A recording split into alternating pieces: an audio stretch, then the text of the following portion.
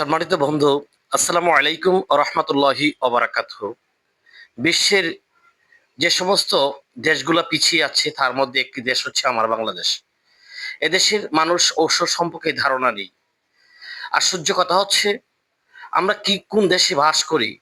আমার আশ্চর্য লাগে প্রায়ই যে সমস্ত ঔষধের নাম জানা নেই, যাদের সেই সমস্ত কোম্পানির কোনো ঠিকানা নেই, ঠিকানাবিহীন সেই সমস্ত ফার্মেসিতে যাওয়ার পর যখন সাধারণ মানুষ যায়, 15 টাকার ঔষধ যখন 35 টাকা 40 টাকা নেওয়া হয়, তখন সাধারণ মানুষ তো বুঝে না, তখন সাধারণ মানুষ কি করবে। এই মুহূর্তে আমার কাছে আমারই অতি প্রিয় একজন যখন ফার্মেসিতে গেল, ওনার সর্দি ছিল, কাশি ছিল, প্লাস তাপ ছিল, যেটাকে বলা হয় জ্বর। দেখুন ঔষধগুলা কি দিয়েছে, আপনাদেরকে বললাম বিবেচনা করুন। এই একটা অ্যান্টিবায়োটিক দিয়েছে, এদিকে এই একটা কোম্পানি আমার পছন্দ হয়েছে, সেটা হচ্ছে স্কয়ারের শুধু দিয়েছে। এদিকে দেন মাইমন্টে নাকি বলে মিস্টিক ফার্মাসিউটিক্যাল, যা আমি নামই কখনো শুনি নাই।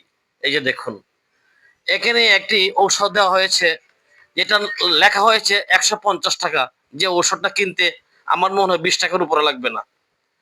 এভাবে যদি সাধারণ মানুষকে জবাই করা হয়, তাহলে মানুষ কিভাবে চলবে? আসলে আসলে যে সমস্ত ঔষধ দেওয়া হয়েছে, একটা আয়ুর্বেদিকের ঔষধ, যে ঔষধ প্রায়ই পাওয়া যায় 300 টাকা দাম, কিন্তু কিনা হয় মাত্র 20 টাকা দিয়ে, 40 টাকা দিয়ে কিনা হয়। আর সাধারণ মানুষ সেই ঔষধ 300 টাকা দিয়ে কিনে। একসময় আমি বিক্রি করেছি, 50 টাকা দিয়ে কিনেছি, 400 টাকা বিক্রি করেছি। এখন বুঝতে পেরেছি এগুলা অন্যায়, এগুলা করা যাবে না। এই নশ্বর পৃথিবী ছেড়ে একদিন চলে যেতে হবে, মানুষকে ঠকানো যাবে না। এত প্রিয় বন্ধুগণ, এখনই উচিত, এখনই দরকার, প্রশাসনের দরকার, এবং গণপ্রজাতন্ত্রী বাংলাদেশ সরকারের দৃষ্টি আকর্ষণ করছি, প্রতিটি ফার্মেসিতে অভিযান চালান, এবং সে অভিযানের মাধ্যমে দেশের সাধারণ মানুষ সফল হবে। ধন্যবাদ বন্ধু, ধন্যবাদ সবাই, ধন্যবাদ সকল নাগরিক সমাজকে।